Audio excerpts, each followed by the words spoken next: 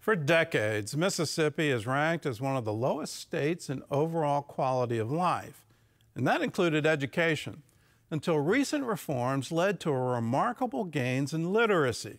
Charlene Aaron sat down with the governor, Tate Reeves, to learn more about this dramatic turnaround.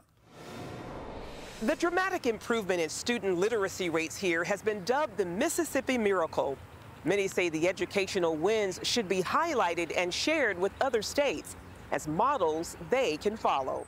I certainly use the term the Mississippi Miracle every chance I get because it catches people off guard. In our interview, Mississippi's Republican Governor Tate Reeves credited educational wins in his state to years of hard work in a state once ranked at the bottom.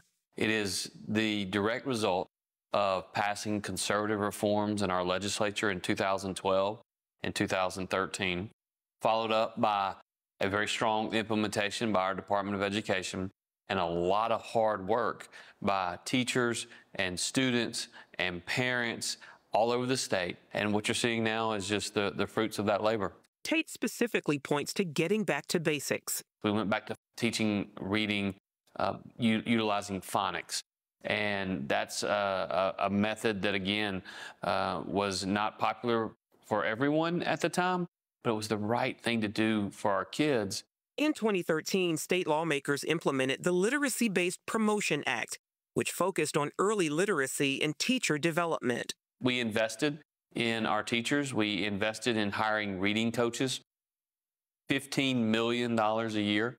We spent on reading coaches at the state level, state employees that went into schools and school districts, helped kids that were struggling to read. The state also mandated holding back students not meeting certain reading standards by third grade, an unpopular move at the time. Many folks said, look, you can't do that. If you do that, 50% of our kids are going to be held back, or 60% of our kids are going to be held back. But we had the exact opposite experience. What actually happened is we raised the level of expectations, and Mississippians did what Mississippians do.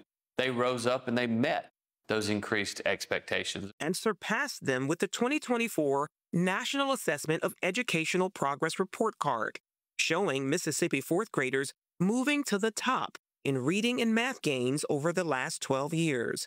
The state scored #1 for achieving highest score increases in fourth grade reading and math, #9 overall in fourth grade reading scores, and 16 in math scores. Mississippi African-American fourth graders ranked #3 among their peers nationally in those areas, while Hispanic fourth graders ranked #1 in reading and #2 in math. At a time when 1 in 5 Americans struggle with reading, other states are taking notice. In 2019, Louisiana implemented similar reforms, choosing to focus on phonics and invest in training programs for principals and teachers. Reading coaches have also been put in place. With red states like Mississippi and Louisiana seeing great strides, blue states like California are seeing an education decline since the pandemic, with nearly 60% of third graders not reading at grade level in 2024.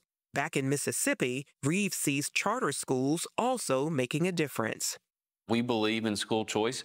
We have public charter schools in various districts around the state now, which has given a lot of kids opportunities. When asked about the president's plan to close the Department of Education, Reeves doesn't think it will have any negative impact on Mississippi's continuing improvement.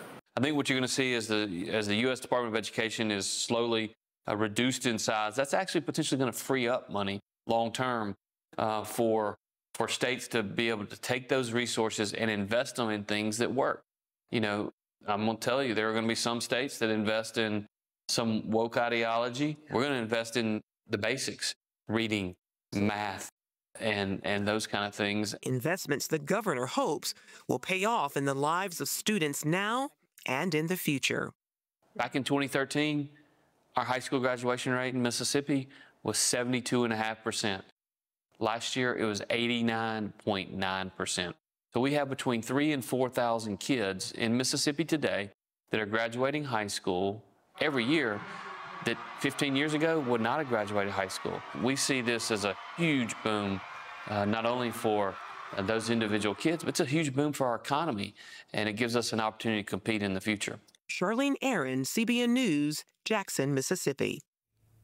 Can I get a hallelujah? Hallelujah. We're just wonderful. Finally, common sense in public education. Years ago, CBN, my father, really triumphed a program called Sing, Spell, Read, and Write. Terry's children went through that program. The benefits in her family were obvious. The benefits to learning phonics, obvious, and it's been out there in education circles for a long time. To finally see a state say, we're going to dedicate ourselves to this. If you want to do woke programs, you know, you go spend your money how you want to, but here in Mississippi, we're going to focus in on math and reading. And if we do that, then we're going to get better children, and we're going to have a better state for the future. Wouldn't it be great if we all did that and every state said we want to help our children grow up into an information society?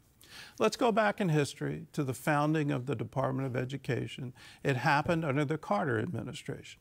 The reason he did that was he wanted the votes of the teacher union. He said, I will give you federal money if you vote for me.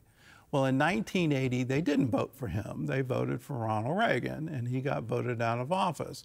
But we've been left with this Department of Education that tried to federalize state governments in running their own school systems, something that under the U.S. system was always left to the states. And the principle of free public education run locally by parents working with their own local governments. All of that got turned on their head. In that time period that the Department of Education has been trying to run things, our test scores have gone into the toilet. We are not competitive on the world stage anymore. We need to go back to these basics. So, hallelujah to Mississippi. May every single state imitate them. Now, as a parent and a grandparent, the number one thing you can do for your children is to read books to them and let them sound out the words as you read along. It's the most important thing you can do for their development. You're literally growing brain cells as you do that. So please read to your